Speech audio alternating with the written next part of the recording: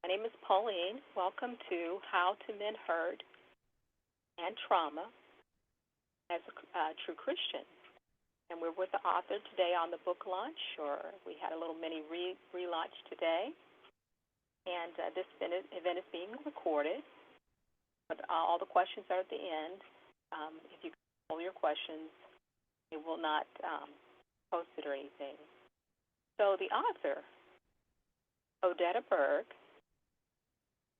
So with the book launch, we're going to do a little bit of Q&A at the end, but the interview is first. Then we're going to follow up with some highlights. So if you'll be kind enough to save your questions until the end. So if everyone's ready, we'll just settle in and get started. Hello, Odetta, how are you? I'm doing all right. I'm doing okay. I'm hoping the weather holds out. And That's I something you kid you not, saying. 30 minutes ago I started coughing, so I have no idea what that's about. But I'm doing okay. How are you doing? Wonderful. I'm glad you were able to be with us today. And so we have a few questions to get us started today, if that's okay. Yep. If you don't mind, let's start off with why the name change with the book. I changed the name. Some of you have heard from This Trauma's Journey to Cope with the Hope because I modified from doing a weekly webinar into a book and now hopefully book series. But I found that the word hope brings more hearts than the word trauma does. It's kind of trauma is a little bit scary word. Nice. I think it's a very smart move. Yes, indeed. So may I ask why also did you stop? I understand there was some webinars. Did you stop doing the webinar? I had a mini stroke and it really messed up the way that I think and the way that I present. And each webinar took me a really long time to recover from it. It started to um, get into some, uh, well, I won't say that. It was really hard for me to recover from. So that's why everything I say is pretty much written beforehand. So if it seems like I'm reading, it's probably because I am. I have my words on the side. Also, in the webinar, there was a lot of information thrown out. And the webinar was 2 hours long. But even if you took a screenshot and took notes, it still was a lot from one sitting. I had one lady come 5 times because she felt like she couldn't get all the information in. Trauma does come with major memory loss. And in a book, you can, go back to it, apply what you've learned, and then also take notes. Very smart. Smart idea. May I ask, please, if you wish to share about your first trauma? Just in the fact that my first trauma was when I was in diapers. And then, subsequently things happen. Sure, sure. Will you be at any length describing your trauma in any detail? Nope. I feel like part of helping people cope with the trauma they have is not to traumatize them with my own. I'm just relating information on why your brain and body is different since the trauma, the reactions and responses that stem from trauma, and then a little bit on how to retrain your brain, and then reskilling your body to the first cope, and then become survivors, and then to find happiness and to find peace, to help us serve Jehovah better. Very nice, nice. It's a beautiful hope and desire you have for everyone. So, what makes you certified to teach a class or write a book? Um, I always say that I'm not certified to teach a class, but I'm 50 years qualified. A lot of the techniques that I share in the book, this book, all of the techniques I've used. The next book is going to be a little bit revised and hope to have techniques that others have used. But that's what I say.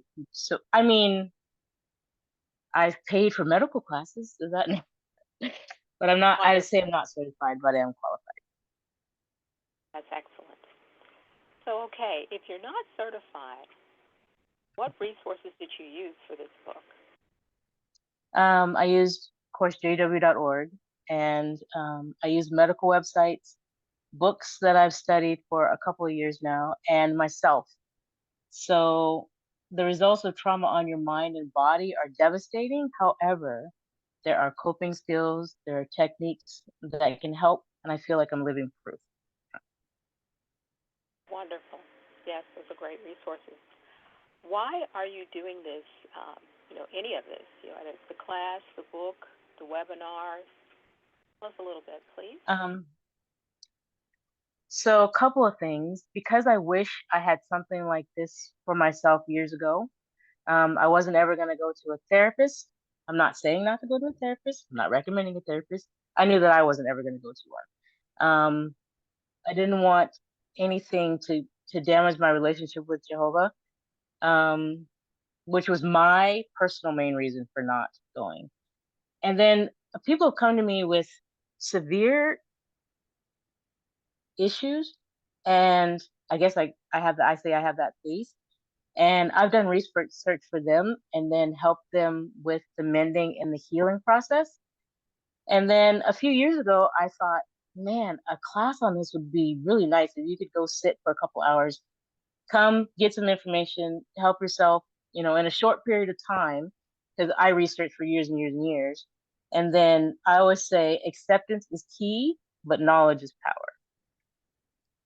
Very nice. Very nice. So, since there's just a variety of people out there in the audience, um, who is the person who should buy this book?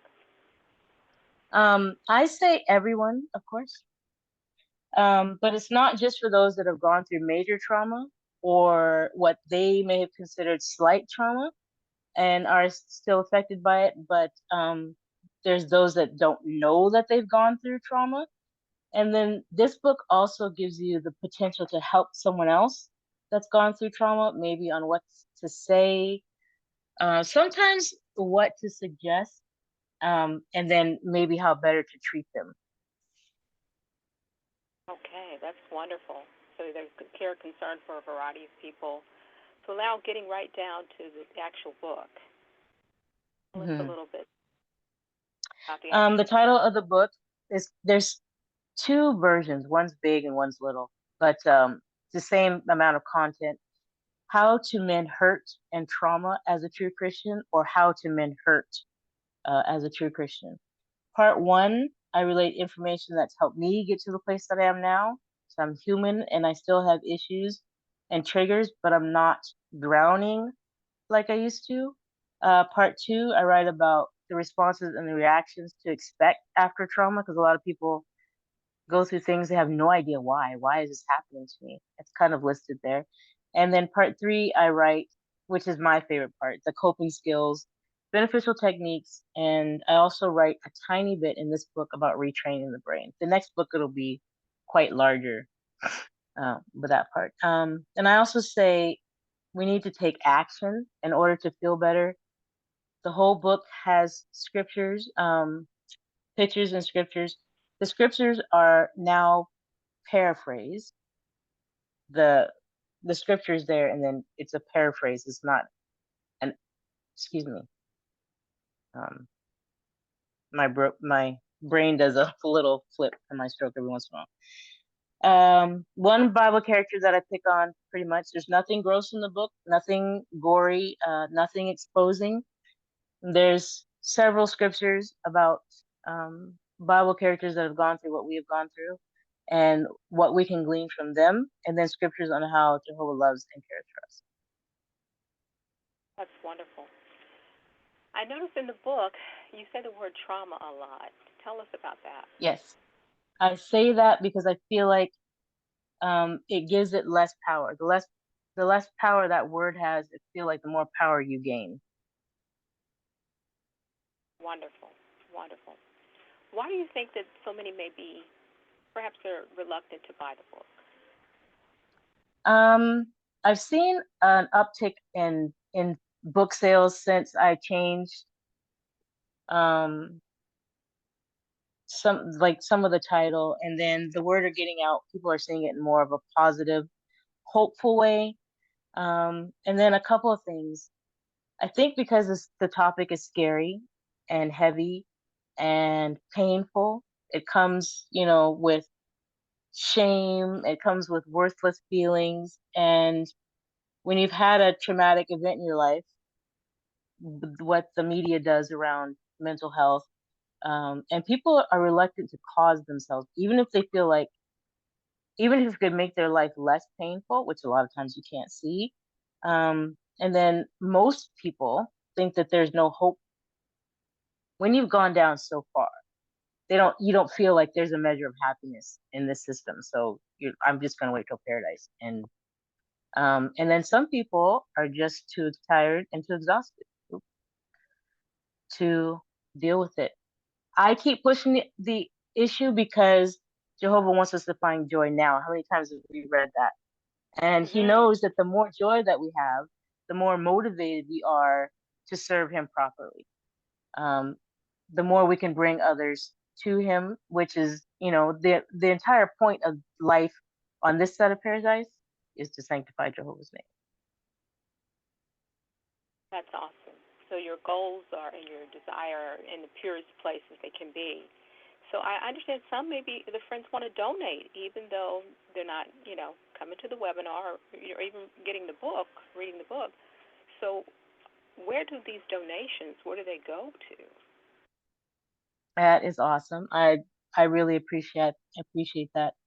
So I'm working, like I said, on a revised version of the book. The funds help me do research.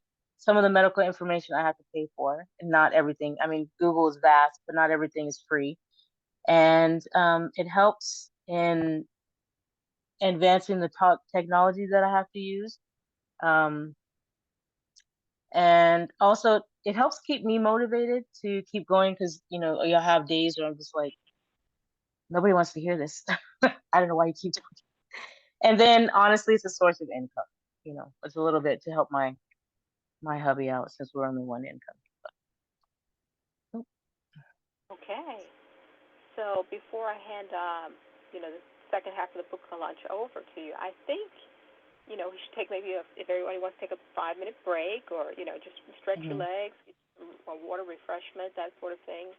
So, Yes. we can all feel a little bit more refreshed and take care of that before we ask some of the questions and, get into a little bit of Q&A. So thank you so much for interviewing with me. And Thank everyone is, you. oh, my pleasure. And they can Yeah. come back in just So, a minute. yeah, I'll do a little bit of book highlights. It will help me get set up since my tablet is doing. But yeah, so I'll set a timer for 5 minutes and then we will be back. Awesome.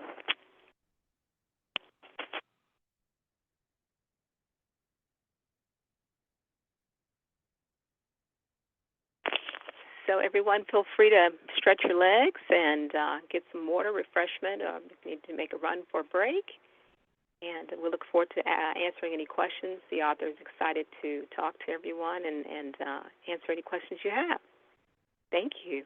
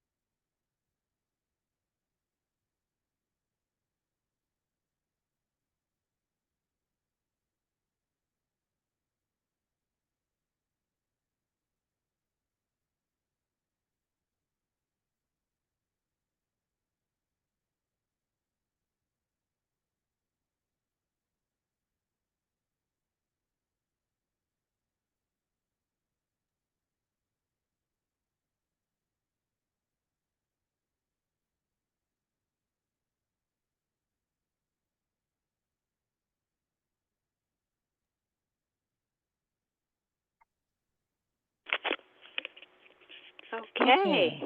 Everyone getting back in situated? Yes. And thank you again, Baracus, for helping us out today. All right, I will get started. I preface everything that I say because of a previous mini stroke. My head doesn't translate the correct words to come out like they should. So I go back and forth. So if you see my eyes do this, it's because I'm reading the next thing. Um, it's a picture of my hometown. So, excuse me. I used to have polls in my webinar. So if you brought pen and paper to take notes, I ask the poll, but I don't show them so that you could just, check or just keep it in mind. The second matter is a disclaimer. So let me read that, a little bit of that, read that to you. I'm not a therapist. I do use secular resources. I apologize if I say anything triggering, excuse me, absolutely not my intention. I always ask that you consult your doctor before you make any changes or of anything, whether it's medication. I don't suggest medication, but I do suggest a couple of supplements, exercising, that kind of thing. I will not be getting too personal, and I ask the same of you. I'm just relating information about the book. So we're not expressing our experiences. There may be an avenue for that a little bit further down the road. Um, and I appreciate you for respecting that. Even in the questions in the end, if they are questions about the book or what I'm stating here today, but not to express experiences at this time. There are quoted scriptures throughout the book. They're no longer quoted, they are paraphrased. Because there's some debate on whether I should be wearing a head covering. And when you read the scriptures, it's teaching. So we said we'll just take that out altogether, and then we won't have a problem with that. A tiny bit about me. I'm just a regular publisher in the Kingsville congregation here in Canada, Ontario, Canada, with my husband and two young men. Excuse me. I have no title really, but I'm in good standing. Um, been a publisher, since I was 14 or so. And thanks to Zoom meetings and Zoom ministry, I get to pioneer whenever the occasion arises. I do my little, it's 15 hours now. And I find that a grand privilege. Uh, I'm glad that you all could make it out. I know it's a little bit sad to be in the fact that we've all gone through something. Some of us have gone through multiple things. Some of us have gone through one thing, and one thing could be heavy and traumatic for your future. So here I would have asked the poll: are you here for yourself? Are you here for someone else? Or are you here just for knowledge? Some things to keep in mind. Why am I doing this? I don't read the complete page. These are pages directly out of the book. So I've been told that I have the gift of gab. It seems like I can easily talk to people and express myself. It seems like I'm a good listener. I've gone through some unbearable trauma, year after year of abuse. So much of my childhood was very difficult. Everything that horrible that could happen to a child pretty much happened to me. And I feel like there's no way that I should be standing, smiling, trying. And I say that I used to feel like walking down the street, someone could see it on me, especially as a young child. I was extremely shy, and I used to hide from the exposure that I felt. And with my book, I seek to bring comfort, to motivate action, and to relate maybe a measure of peace once you understand some of the things that are going on with you. I would take the time now to say I am Sorry that you have gone through something horrible. I apologize to you if no one has. It's not your fault. You're worth brightness. Coming from a stranger even could bring a tiny bit of closure if you feel like you've been apologized to. I will never forget an elder telling me that I wasn't alone in some of my trauma. I was actually quite shocked. Growing up as a witness, you wouldn't think that some bad things happen. They do. Um, I didn't know there was people out there like me suffering and trying, but hope is an anchor. So let us not bury ourselves too deep in that dark emotion. It's okay if you feel very down and very dark, but know that Jehovah can bring you light if you let him in. I often wish someone had done this for me. Someone had said, here's a book that's geared toward Jehovah's servants from a servant who can actually speak on the ways to heal. I say heal, I should say mend, and deal with trauma that, and if you can, get some coping skills and deal with on a daily basis because sometimes it's every day, all day that we're fighting. Um, but we can get comfortable with a lot of our days and most of our nights. I've used in this book, I've used every technique and I've taught others, so I know that they are very effective. What is trauma? The Center for Addiction and Mental Health Trauma states trauma is a lasting emotional response that often results from living through a distressing event. Experiencing a traumatic event can harm a person's sense of safety, sense of self, the ability to regulate emotions and navigate relationships. Long after the traumatic event occurs, people with trauma can often feel shame, hopelessness, powerlessness, and intense fear. Oh, it's doing that thing again. Why am I so changed? This is one of the big, huge, eye opening things.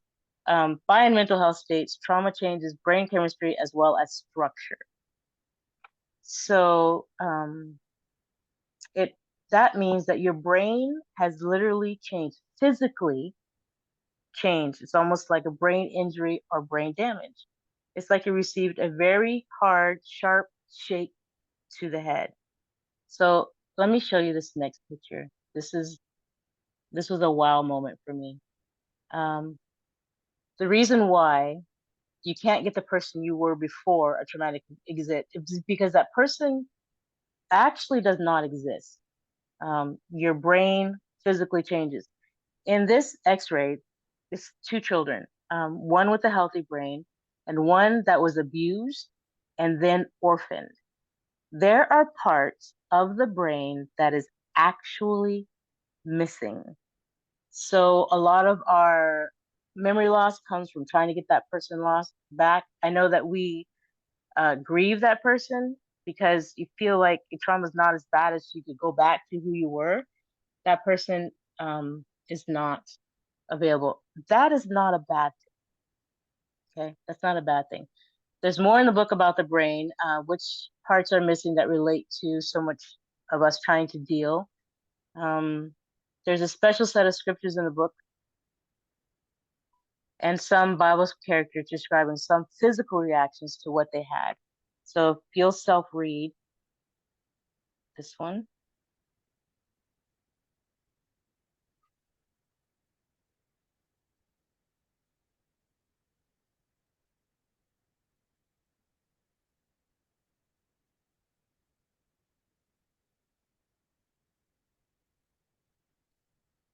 Okay, so those are some Bible character physical reactions of what they've gone through. So in the book, I discussed initial reactions of trauma, delayed responses, severe responses, and delayed responses. A lot of times you cannot figure out why. Nothing going on in the day and you feel confused or exhausted. Trauma, and I talk about it a little bit more, it depletes your body pretty significantly. Okay. So I don't know why it does that. Why is that important? Knowing our responses. The more knowledge that of what is going on that's wrong, the more opportunity we have to make it right. Okay, in the meat of the book, I go over some big issues, some hard stuff. I'll touch on just, I think, three of them tonight because it can be quite lengthy, and I'm just doing a book launch, not a webinar. I keep reminding myself. Childhood trauma is a bigger section because it's a large subject.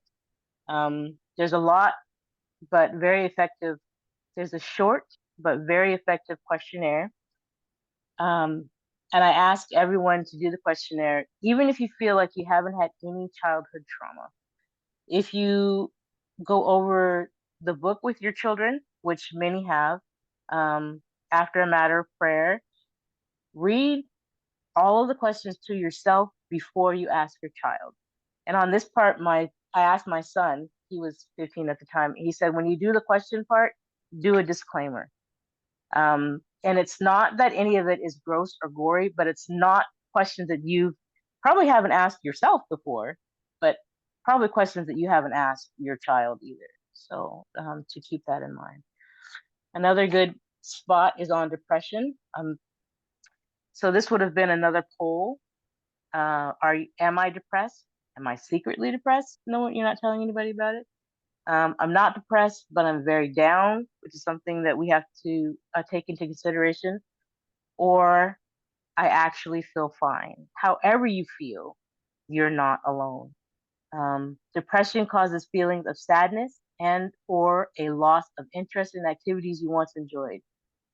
It can lead to a variety of emotional and physical problems, can decrease your ability to function at work, at home, at the meeting, at service.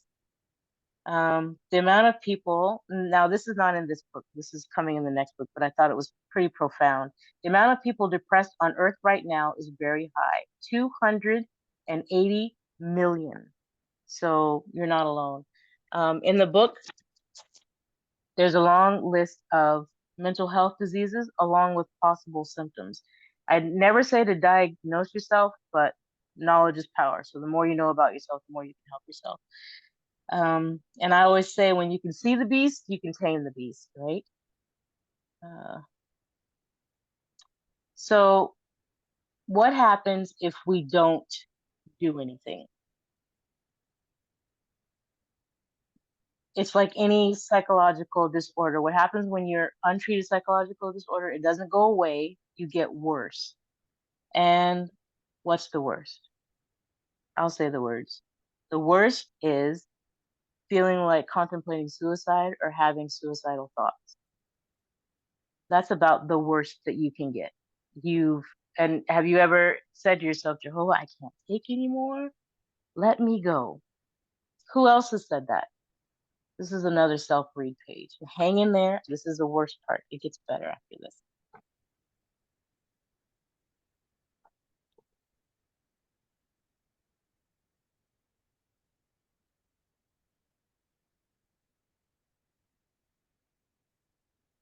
And this is just a couple of them. In the book, there's a few more.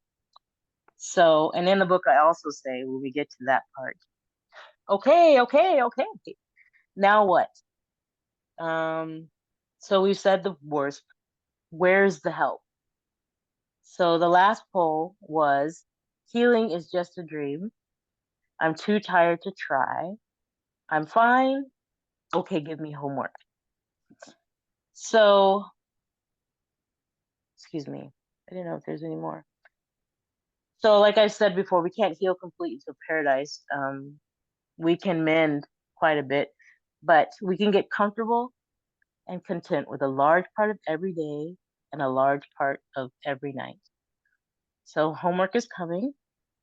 Oh, see, that would have been easier.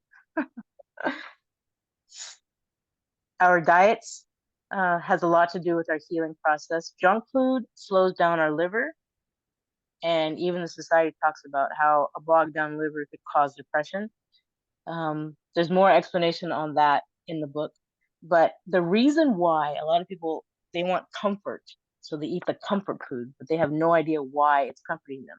Many times we just want comfort and seek it in what tastes good, what's warm, heavy, super sweet, super salty, or ice cold, often in excess. And here's the reason why. So we can feel anything other than pain and restlessness.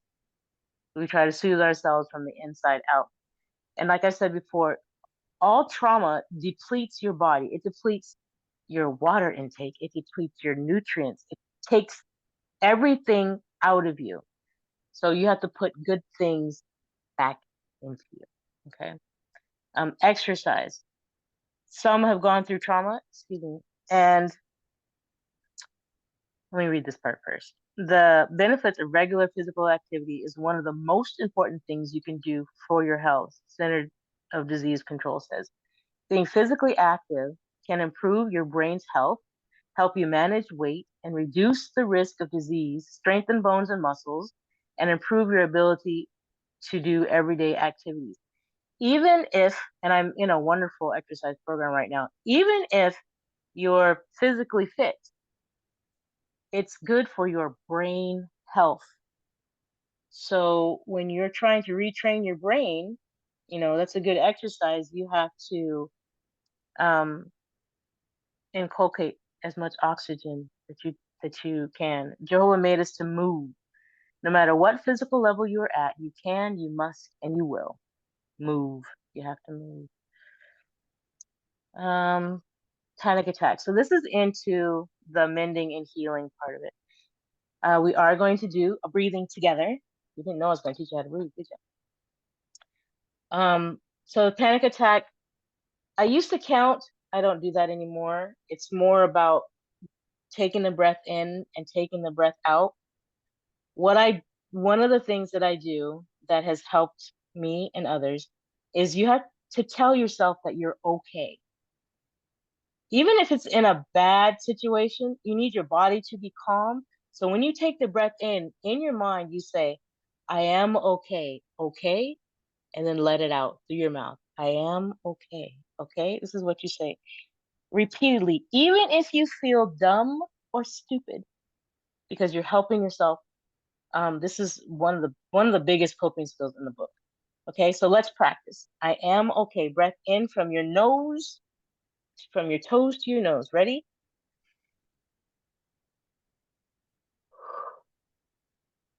In your mind, I am okay. Okay? Do it again. In through your nose from your toes.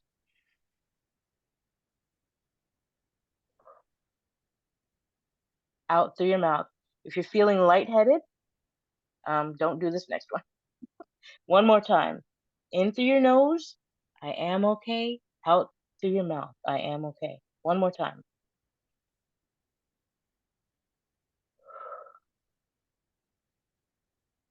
So if you practice when your body is not in a panic, your body remembers it when you are. You'll better know what to do the next time that you have a panic attack. If you can catch, people say, I have a panic attack and it's out of control and I can't control it. Here's the deal. Your body tells you when you're about to have one. Because a lot of times you go, if you take that breath in through your nose, your body's like, okay, I got this. No matter what just happened, you've calmed yourself. And here's the reason why I found this out. This is so awesome. How wonderfully made we are. Oh, come on. When you have a panic attack, your body releases adrenaline and cortisol hormones to help you fight the, excuse me, to help you in the fight or flight simulation. Deep breathing releases serotonin and dopamine hormones, which fight and reduce these other hormones. So practice them. So I used to have 10 to 12, 15 on a bad day panic attacks. It was never ending. And I haven't had a panic attack in, I want to say 17 years. I could get like panicky, but not a full out, can't breathe, feel like I'm having a heart attack type of panic attack. It does work. Okay. So, what did I do? Nope, that's right. Give me 1 second. Oh, so one supplement that I do suggest, pantothenic acid. Um, I've suggested to many that because it saved me out of a very, very deep depression and insomnia. It's B5 vitamin. After trauma, in many cases, our brain misfires and represses the happy chemicals and hormones. And there's only one person that I suggested this vitamin to that it didn't help. It helped, but it corrected things that they didn't really want corrected. Um, and it helps put those pieces that the trauma took out back together. Okay.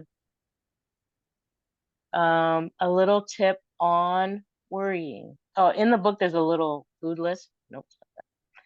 Um, things that you could add to your diet if you don't want to take the pill. I always suggest food first, anyways. But so in the book, there's a little bit of that. Worrying. Here's a tip.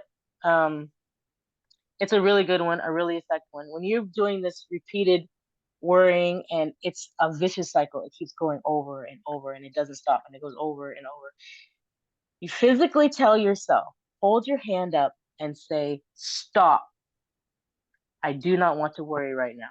I don't want to fixate on this. I don't want to think on this. Retrains your brain, excuse me. Um, it's okay if we're worried a little bit because we do worry, but for it to keep going, pretty soon when you started this, palm up on your face, stop. Pretty soon your brain realizes you don't need to worry, and you notice that your anxiety will go way down. You'll ask yourself, what am I worried about? And your body, and I say this in a different part of the book, your body will strive to be happy. Your body will strive to not worry if you tell it to. Okay. Um, so there are 10 steps. I think there's more than 10 about reducing or stopping nightmares. I'm going to share the biggest one that I found that other people have found that helped them. Um, and it is, what's that last one? It's rewrite the ending. So when my boys were little, one of them used to have extremely horrible nightmares. And of course, he's not going to write it out. So we went through his dream. The bad part, well, what if, he didn't come around the corner like that? What if he was playing with a toy? What if he was, you know, and it says imaginary rehearsal therapy is effective when the chronic nightmares are showing similar themes and patterns. Nightmares can be a learned behavior. So the practice of writing it down in detail, excuse me, will help you rewrite the dream altogether. Sometimes you can't write it. Sometimes it's ugly. Piece of paper, black ink. That's not on this book. It's on the next book.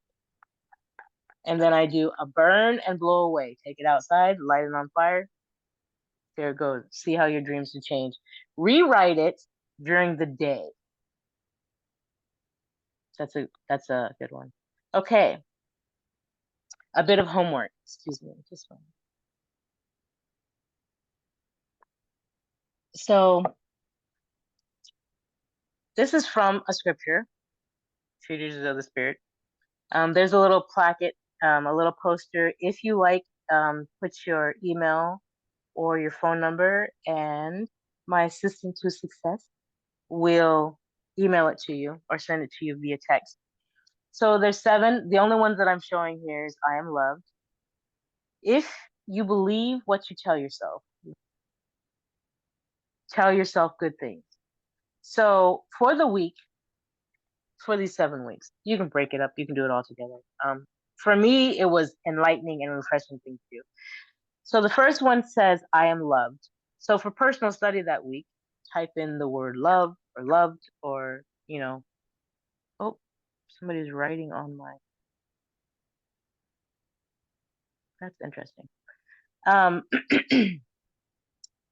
And apply it to yourself. So you put in search, I am loved, and then in the mirror each morning, You look yourself in the eyes and say, I am loved. Watch yourself starting to find the spots where you are loved in, and watch yourself grow into that, strive into that. And there's 7 of them, so that's nice. Um, excuse me. What was I saying in this speech?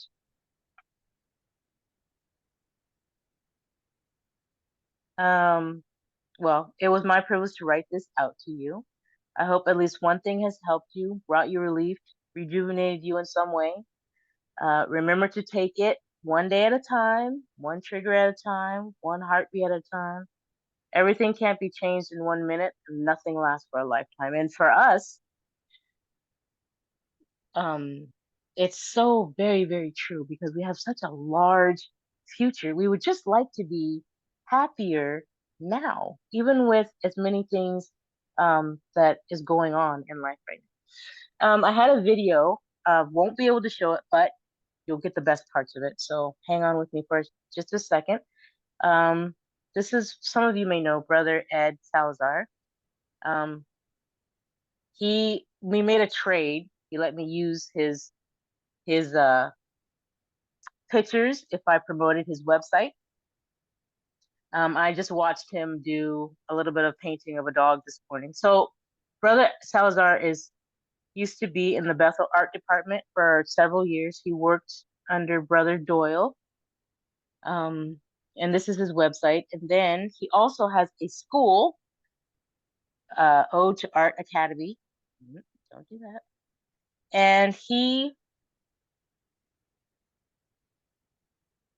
teaches many, many, many things. So he teaches drawing, traditional painting. He teaches youth art. He teaches digital art. I say he teaches. He is the co-founder, and he has other witnesses that teach. Now he has languages. He has architecture. Um, so if you check that out, that would be nice. Now I'm gonna go off just 1 minute because I want to set up the next part. Because I have one thing that's not done. If you check out chat, there's some things shared with you. And again, if you would like contact for the next things that we're doing, I am going to start probably a WhatsApp so that I can just keep it all together and not annoy everyone that doesn't want to hear about it. So if you put your email in the chat or your phone number in the chat, we will record it. Just give me 1 minute. Thank you. And thank you all for coming so much.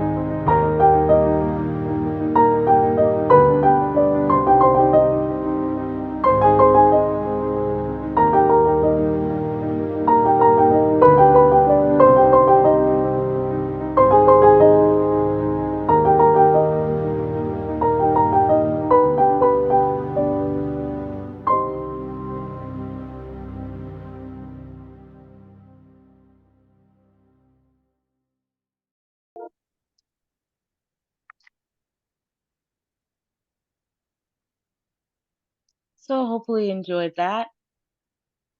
Oops. Oh, I didn't put the other one up there. What's in the chat, anyways. Um, just want to leave it on a beautiful note, if we can. We have our hope for the future firmly ingrained in us, and hopefully, this book, if you choose to purchase, digital or however, will help you a bit of peace until we get there. Okay, I will turn it over to Pauline. She wants to direct questions or comments. We want to thank everyone, and thank you so much, Odetta, for really sharing everything and being quite candid and caring as far as all of the questions and concerns that you have dwelt on for some time to prepare and put the book together, and sharing the helpful thoughts, even that we can relate ourselves to Bible characters. I thought that was very nice.